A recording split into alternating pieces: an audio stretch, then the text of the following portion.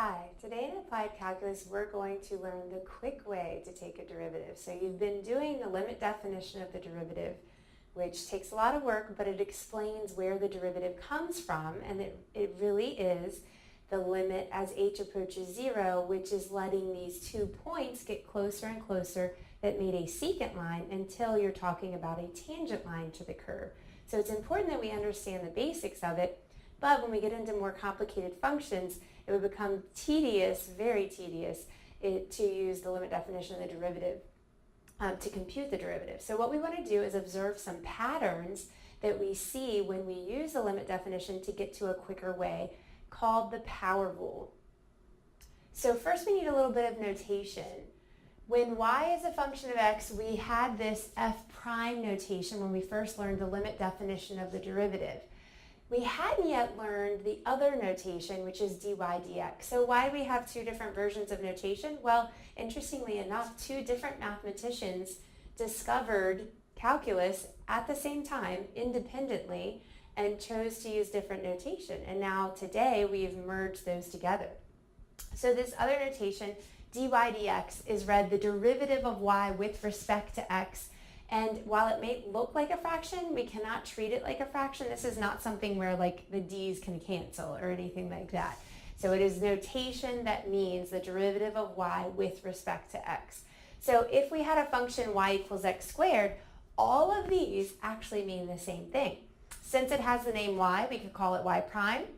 Or if we were using that function notation f of x, then we could use f prime of x, or this new notation that we learned, dy dx.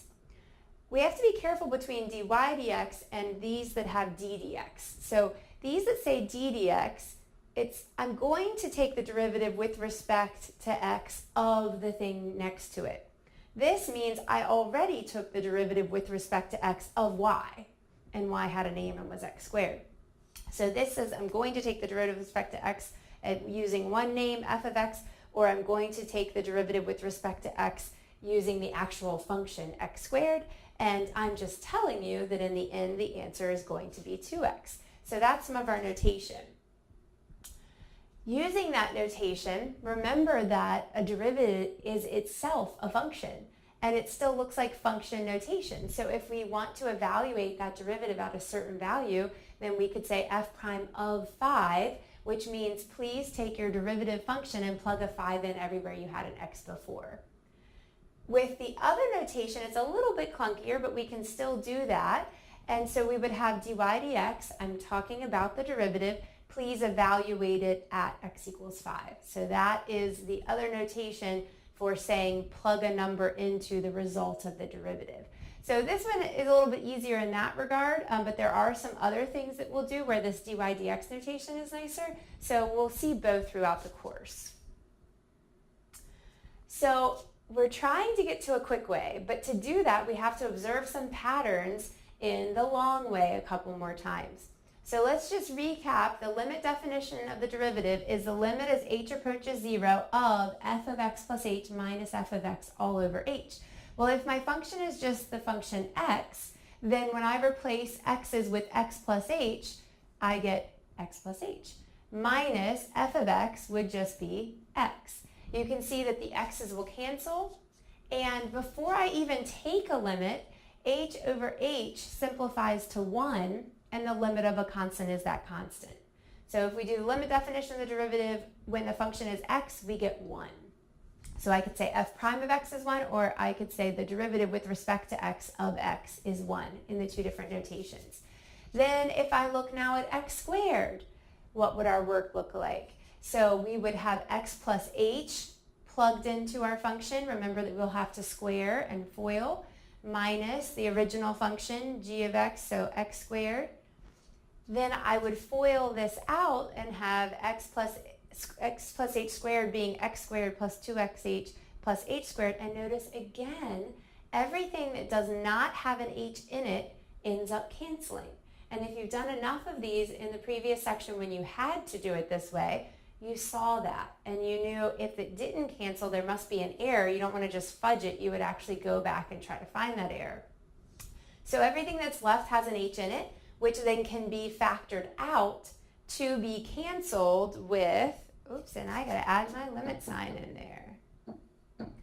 So our limit sign should be every step of the way until we actually substitute, okay? So my h's cancel. Now I will not get an indeterminate form anymore. So remember, the reason that we kept going with the simplifying was to make sure we would not get an indeterminate form and could actually get an answer. So now if I were to plug in a 0 for h, as we do here, the limit sign's gone because plugging in the 0 for h is me taking the limit. So I've done what the sign has asked me to do. And I have 2x plus 0, or just 2x. So the derivative of x squared is 2x. I can write that as g prime of x, or the derivative with respect to x of x squared equals 2x. So there's some patterns happening. Notice that here our highest power of x, when we FOIL that out, we get an x squared, but our original function was x squared, so that highest power term ends up canceling. And now what's left is down 1 power of x than what we started with. So let's look at one more. And I haven't asked you to do too much of this because anything higher than squaring can get to be a little bit of extra work. So sometime look up Pascal's triangle because it is really cool. There's a lot of neat math secrets hidden in it that actually cover a lot of different things. So Pascal's triangle, it's a triangle with ones down the sides, and you take the two numbers above and add. So this 1 plus 1 is why there's a 2 here. This 1 plus 2 is why down below in the middle there's a 3 here. So interesting fact, the rows of Pascal's triangle tell you the coefficients you get when you raise a binomial to a power, that binomial theorem. So when we had x plus h squared, we got 1x squared plus 2xh plus 1h squared. And what happens is the powers of x's go down and the powers of h's go up. So we won't spend too much time on that, but look it up. It's pretty cool. And we're going to use it as a shortcut here. So here is, I'm using p, so p of x plus h minus p of x all over h. And I need to cube x plus h. Doing that by hand can take a while, but what ends up happening is the powers of x's go down each term, and the powers of h's start at that cubed and go the other direction. So I didn't have any h's, and then they're going up each time. And the coefficients are 1, 3, 3, 1. 1, 3, 3, 1. So just a fun fact. All right, and then we would cancel anything that we can, which again happens to be everything that does not have an h in it, meaning I can cancel an h out, which lets me cancel with the denominator, and I now would not get an indeterminate form anymore, and I can actually take the limit, and I end up with 3x squared. So again, that highest power of x that we started with cubed ends up canceling every time, and our answer then ends up having a power 1 less than what we started with. So that's a pattern that we are observing. So when our function was x, our derivative was 1. When our function was x squared, our derivative was 2x. And when our function was x cubed, our derivative was 3x squared. So what we want to do is see if we can find a pattern in what was happening there so that we don't have to keep using the limit definition of the derivative and rather can apply that. So if you look at it, as we said, the power was always going down because of what canceled. So what happened? The power is now just 1 instead of 2, but that 2 looks like it moved. It ended up going down in front. It actually all goes back to that same binomial theorem I mentioned. And so now we have 2x. Down here, the 3 all of a sudden is in front, being multiplied as the coefficient, and the power is 1 less. So it looks like the old power is coming down, being multiplied as the coefficient, and the new power is 1 less than it used to be. And that is the power rule. So if you're taking the derivative with respect to x of any function that can be thought of as x to a power, without doing the long limit definition the derivative way, we can bring down the old power, and it will become a coefficient being multiplied in the front, and subtract 1 from the power. So write the original exponent down as the coefficient in front, and then the new exponent will be 1 less than it was before. So what does that look like now if I want to take this derivative? now I'm going to say the derivative of x cubed is, so I bring down the old power and I subtract 1 from the power. And the answer is 3x squared. And we know that because we actually did it the limit definition way. And then we're just confirming it here. All right? Or I could have written y prime equals bring down the power, subtract 1 from the power. So either of those notations is fine. Over here, if I take the derivative using that power rule, my power was 2, it becomes the coefficient in front, and now my new power will be 1 less than it was before. So now I have a 1 power, but I don't really need to write that. So just 2x. Now, just so you know, you are absolutely welcome once you learn this power rule to look at the original function and just tell me that that's 2x. You definitely don't have to show me that you're subtracting 1 from the power, but since it's our very first time, I wanted to show you. All right, let's try another. Y equals x. So this actually follows the rule as well, but it looks a little bit different. It's not as obvious, but I want to show you it does follow the rule. So remember, there is a hidden 1 power there, and when we take the derivative, with this power rule, it says bring down the power and subtract 1 from the power, okay? So what we now have is 1x to the 0. Well, if you remember, anything that we're going to talk about in this class raised to the 0 is going to be 1. So 1 times 1 ends up just being 1. The derivative ends up being 1. And we did that one. We did that the long way with the limit definition of the derivative, so we know that that's true. But we can see, it's not as obvious that it's following the power rule, but it does. It works with the power rule as well. The other thing that can happen, though, we need to start being careful of what if you had a negative exponent. So if you have a negative exponent, it's the same rule, it's just that students tend to make mistakes here. So the derivative is bring down the power as the coefficient being multiplied in the front, and subtract 1 carefully from the power. So our derivative is negative 3x to the negative 4th. So just be careful when you're subtracting negative numbers. If you were asked to write that without negative or rational, which means fractional exponents, remember that the power only applies to the thing immediately to its left unless there are parentheses saying otherwise. That means this negative 4 power only applies to the x, not to the negative 3. So the negative 3 really does belong where it already is, which if you only see one level, it's the numerator. But the x is a negative, right? It's unhappy where it is right now, and it belongs on the other side of the fraction bar. So if you're asked to write your answer without negative or fractional rational exponents, then that's what the final answer would look like. And for one more example, we can also have radicals. And so if I have a square root, wait a minute, Professor Palm, I thought we were talking about a power rule. I don't see a power. Well, there is a power, right? So remember that we can rewrite this function. Now notice this is still the original function here. I still have y equals because all I'm doing is rewriting. And it is a power, right? A square root is a 1/2 power. So once I rewrite it, then I can take the derivative. All right, and I will bring down the power and subtract 1 from the power. So we have 1/2, and 1/2 minus 1, or 1/2 minus 2/2, is negative 1/2.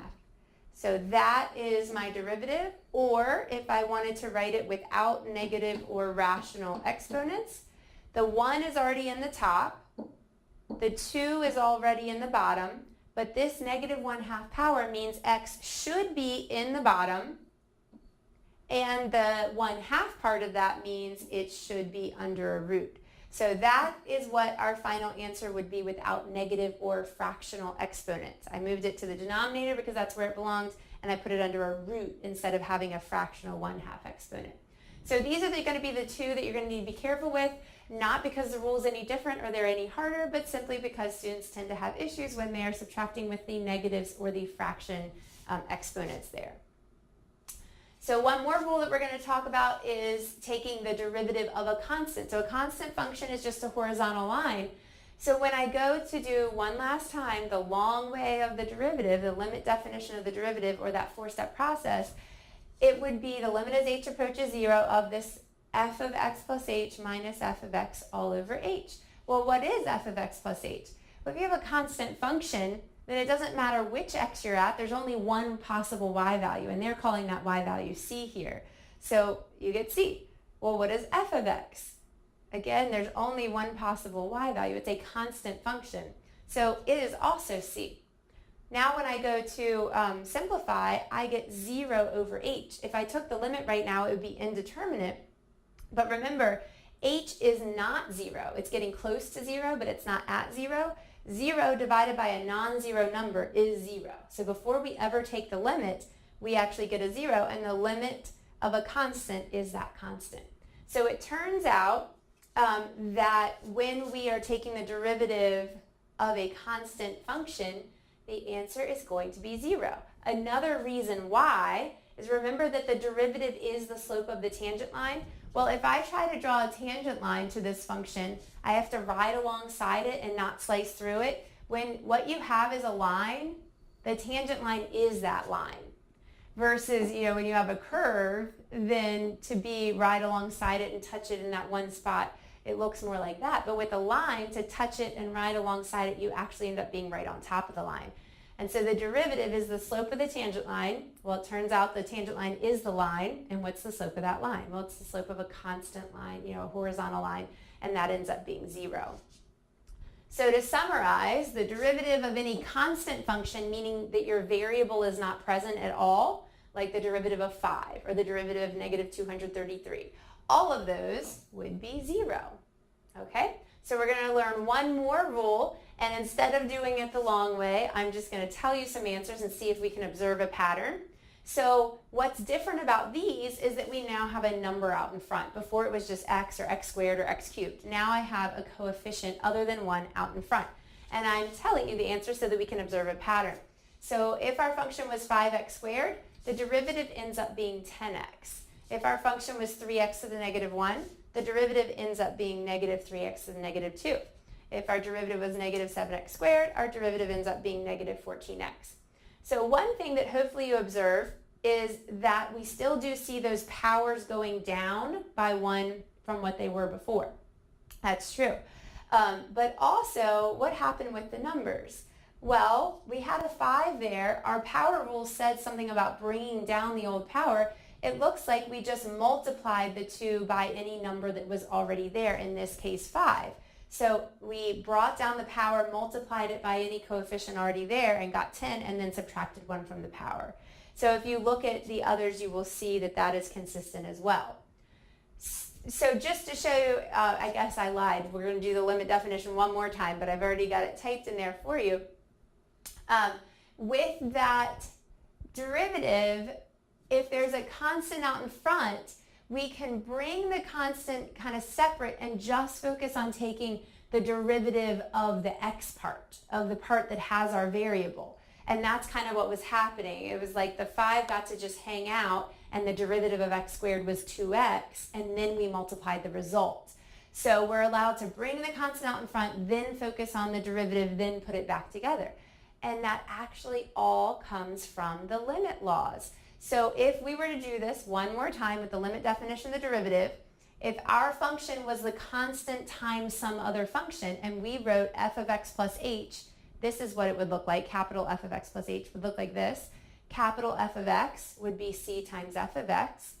And notice they both have a constant that could be factored out. And the limit talks about h's, not c's. So c is a constant. It doesn't affect this limit. Only h's are going to be affected when you take the limit. And our limit laws said that we could bring the constant out in front, just take the limit of the part that actually is going to be affected, and then multiply things back together. Well, this is the definition of of capital F prime of x there. And so it's like we just took the derivative of the x part and then put the c out there. So this is not something that you have to prove to me. I just want to show you that, yes, it was worth our time doing those limit laws back in the beginning, because even though I'm not making you show them all the time, the reason that everything works goes back to the limit laws. Because remember, a derivative is a limit, the limit definition of the derivative, right? So everything that works for it goes back to those limit laws. All right, so let's try a few now where we have a number out in front like that. So what we just learned is that we can bring the 5 out in front and just focus on the x part. So what is the derivative of x to the 4th? I bring down my power and subtract 1 from my power, so I end up getting 20x cubed. Or you might get to where you're not showing quite so many steps, and that is okay. So what we saw is that, so I'll write it that way first, that we can keep the negative 9 and take just the derivative of the x part, which is 2x, and multiply the result. If you can look at this and say, okay, 2 times negative 9 is going to give me negative 18, and now subtract 1 from your power and jump straight to that, which after some practice you probably will be able to, that is perfectly fine. So don't feel like you're going to have to show me all those steps. Here, we had a hidden power of 1. 1 times negative 7 is negative 7. When we subtract 1 from our power, we would get 0, but x to the 0 is 1. So think about what that is. That is the line with slope negative 7, right? Y equals mx plus b. This would have a b of 0, and it would be the line with the slope of negative 7. And we just talked about the fact that when you look at a tangent line on a line, they're actually the same. So if the derivative is the slope of the tangent line, and the tangent line, because this is a line, not a curve, is the same, then what is the slope of that? It's negative 7, right? It's the number in front of the x. So again, that might be, even though it's all the power rule, that one might kind of be a little bit separate in your brain, that if it's just a constant times x, the answer is going to be the constant, because you're actually asking about what the slope of the line is. So this last one is the one we have to be most careful about. The power rule is for x to a power where that x lives in the numerator. This x does not, and this is the first time we're seeing that. So if the x is not in the numerator, you cannot just jump down and take the derivative using the power rule in the bottom. We're going to learn why you can't and what you can do instead with something called the quotient rule down the road. But right now you can't, and we're going to see how we work around it. So what we need to do is break up the number that we're trying to take the derivative of. Recognize that these are equivalent, right? I multiply numerators, I multiply denominators. So yes, it is 1 over 5x cubed. So I haven't done anything illegal. But this 1/5 is a constant, and that 1/5 could come out in front. And then I could just focus on the part that involves x's. Okay, but I can't just take the derivative of the top and take the derivative of the bottom separately. I can't just jump down to the bottom. I have to rewrite it. So we must rewrite. And what we have now is 1/5 times the derivative of, I have to rewrite it as x to a power where that x lives in a numerator. So if I move this up to the numerator, I'm going to have x to the negative 3. And if you'll remember, I had an example like that on the previous page. So now we have 1/5, and we're going to take the derivative here using that power rule, negative 3x to the, subtract 1 from the power, negative 4. So now I can clean this up. The negative 3 is in the top, because remember that negative 4 power only applies to the x. The 5 was in the bottom, right? 1/5 times negative 3 is negative 3/5. And the x should be in the bottom. And now that it's in the bottom and we've moved it, it is now a positive exponent there because I've moved it to where it belongs. So you're going to have to be really careful with things where the x is in the denominator or where you have radicals. You're going to have to rewrite them first before you can actually take the derivative using this power rule. So let's look at one application problem that says the spherical volume of a tumor can be approximated with this 4/3 pi r cubed, where r is the radius of the tumor in centimeters. So the first question says, find the rate of change of the volume with respect to radius. So there's a couple things going on here. It's a word problem, oh my. Also, it has different variables. That doesn't matter. We're to find the rate of change, which is a phrase for derivative, you should remember from before. And it says of volume, that's going to be our output, with respect to radius, that's going to be our input. So what we're trying to find is dv dr, just like we had dy dx, okay?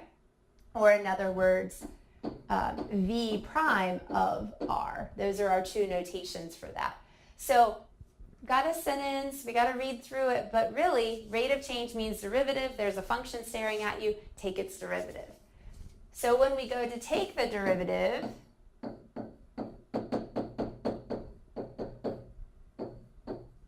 let's remember that we can separate out those constants.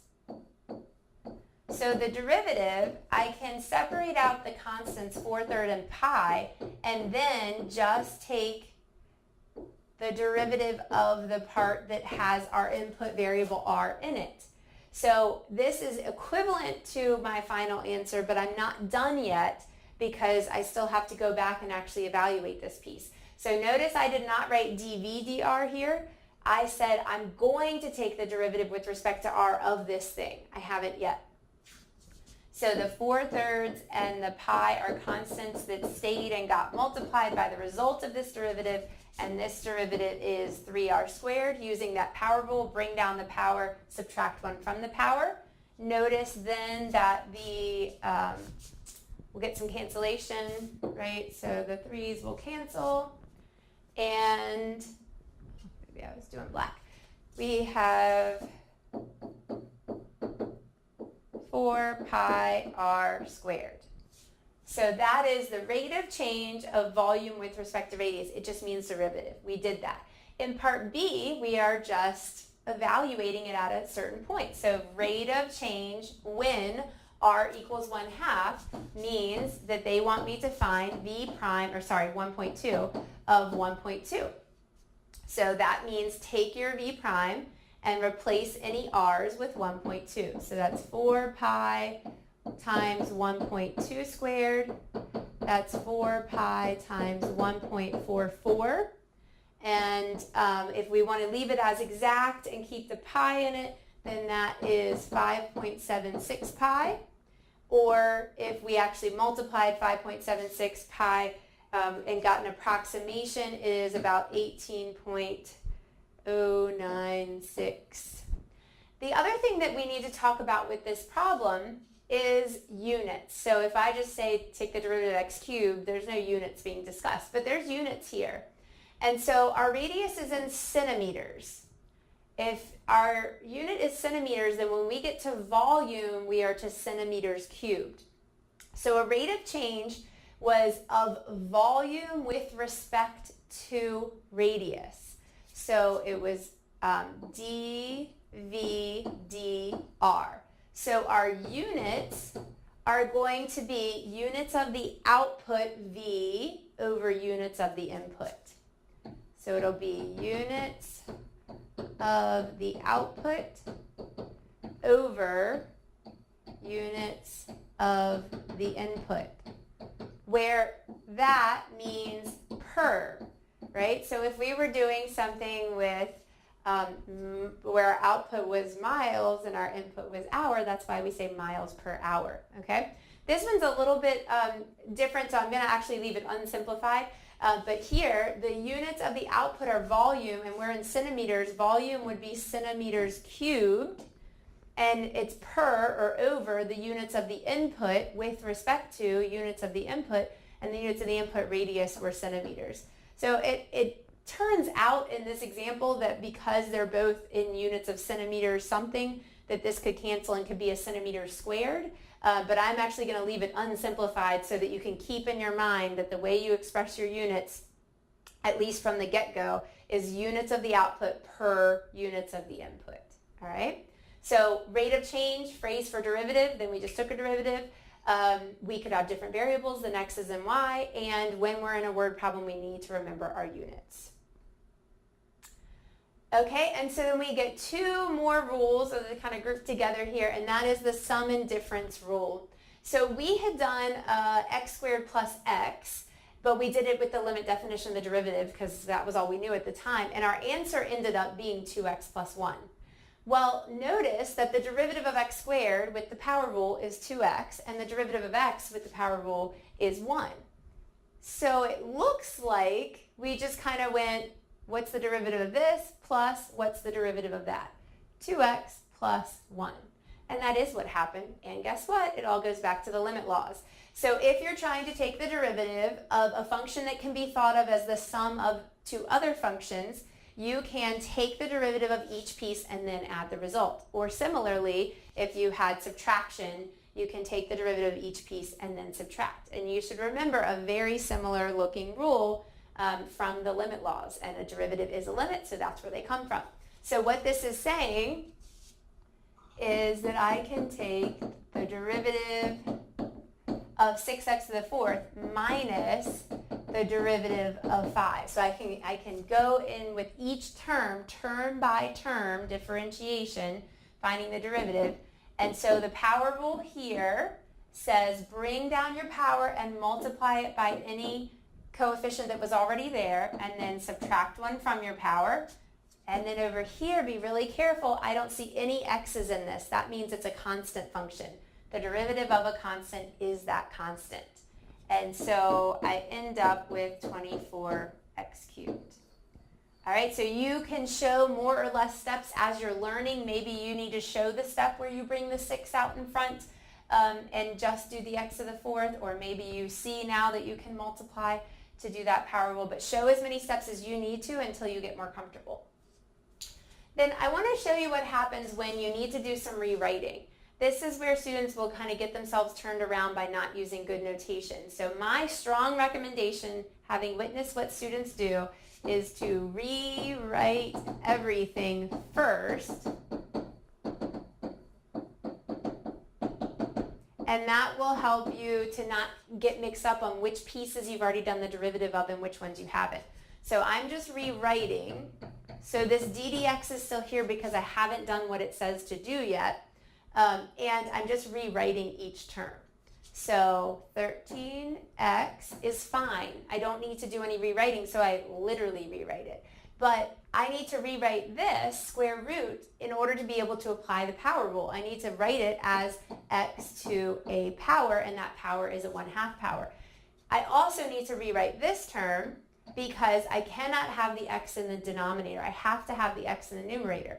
The 4 is already in the numerator, and the x, if I move it up, will have a negative exponent. So all I did in this step was no derivatives whatsoever. I simply used rules of exponents to rewrite the functions. Now I can go term by term and take the derivative. So you can do like I did over here and actually write the d dx with each term. You can. That's fine. Or as you get a little bit better at this, you're kind of just going to look at each term and do the power rule. So the derivative of 13x, remember when it's a number times x, it ends up that we're talking actually about slope of a line, and so it ends up being 13. The derivative of x to the 1/2, there's a minus sign, and then I will bring down the power, subtract 1 from the power, and then the derivative of 4x to the negative 1, I bring down the power and multiply by anything that was already there, and then subtract 1 from my power. So notice that that makes it so that it could be a minus sign. So we have 13 minus, the 1 was already in the top, the 2 was already in the bottom, the x should be in the bottom because of the negative exponent, and it should be under a square root because of the 1/2 power. And then here we have minus, the 4 is already in the numerator, but to not have negative exponents, the x squared should actually be in the denominator. And so that's our final answer. So if you, the common mistake here is that students are excited that they know this derivative, so they write 13 down. But the problem is that instead of doing derivatives, these still need to be rewritten. So they'll go ahead and write 13 down, but then write x to the 1/2 and 4x to the -1. The issue is then that you've taken derivatives of some terms and not others, and you haven't documented it. So rather than showing you more of the wrong things that happen, my strong recommendation would be to not take any derivatives at all and just rewrite anything that needs to be rewritten, and then in the same step do all the derivatives at one time. So something that we also saw in there, and you kind of have to see some before the question comes up, but I often say, well, wait, why did the 6 seem to stay, right? If I had written this step of 6 times the derivative of x to the 4th and then minus the derivative of 5. And then when we take this derivative, we get 4x cubed, and that's where the 24x cubed came from. And then the derivative of a constant is 0. So after you've done a few, students say, well, hang on, how come the constant 6 got to stay and get multiplied by the result of the derivative, and the 5 went away, right? Well, the difference is that the 6 was being multiplied by a function of x. The 5 did not have an x anywhere in it. It was truly a constant function. So the derivative of a constant is 0, and that means a term that does not have our variable in it. Here, if a constant is being multiplied by your variable, it stays and gets multiplied by the result. And so that's the warning on the next page, is this is truly a constant. It is added or subtracted from a function of x, not multiplied by. So if we went term by term, as we now know we can, here I would take the derivative of f of x, whatever that is, but the derivative of a freestanding constant that is not being multiplied by our variable at all is 0. Whereas here, this constant is being multiplied by our function. It can come out in front, take the derivative, and then multiply the result. So it is consistent with what we've learned before, but it usually takes students seeing one example where it looks like one constant stays and one constant disappears for them to ask the question and really process that. All right, so for our last problem, I want to show you how much easier finding equations of tangent lines is now. So if you want to know, remember slope of the tangent line, also slope of the graph, because that's why we use it. We use it to describe the steepness of a curve at a certain point, since it changes depending where on the curve you are. The slope of the graph is derivative, right? So slope of graph, that means find the derivative, and then they ask us to plug a certain value in, x equals 1. But now, instead of doing the long limit definition of the derivative, we can just dive right in. So the derivative is, do the power rule on the first term. So we had a negative, bring down the power, subtract 1 from the power. There was a plus sign, so I write a plus sign, and now I'm doing the power rule on the second term. So I'm going term by term and taking derivatives. We bring down the power 2 and multiply it by the 3 that was already there, and subtract 1 from the power, so that now we have x to the first, and I don't really need to write the 1. So if we did that with the limit definition of the derivative, it would have filled our page, but we are done. And then it says to evaluate it when x is 1. So when x is 1, we get negative 3 plus 6, which is 3. That's it. Much shorter than what we were having to do before. And so part C is something that's a little bit new. It's a little bit of a preview to something we're going to do down the road. It said find the values of x where the tangent line is horizontal. So we have to break that down a little bit. So if the tangent line is horizontal, that means that the tangent line has a slope of 0. Okay? But the slope of a tangent line at a point is the derivative at that point.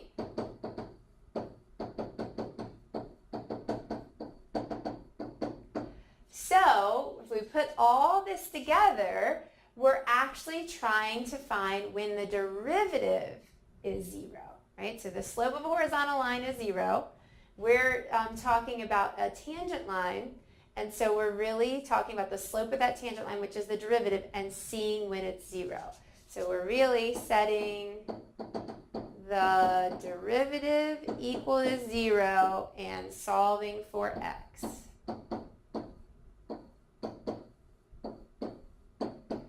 Okay, well, we actually already found this derivative. Remember, f prime of x was negative 3x squared plus 6x. And so be careful here. I am not letting x be 0. It says find the values of x. That means I don't know x, okay? But what I am doing is I want the answer to the derivative to be 0 so that the slope of the tangent line is 0 so that I have a horizontal line. So I am setting it equal to 0. I am not plugging a 0 in for x. I want to solve for x. So I'm setting the derivative equal to x and then using regular algebra to solve it. I see that I could take a negative 3x out, leaving me with an x minus 2. And then when I set each factor equal to 0, I will get that x equals 0 or x equals 2. So the x values where this function would have a horizontal tangent line are 0 and 2. If you graph that function and you look, what it'll be is that those are places where there is a maximum or a minimum. So if I'm riding this roller coaster and I get to the top, that's when I have a horizontal tangent line, or when I get to the bottom.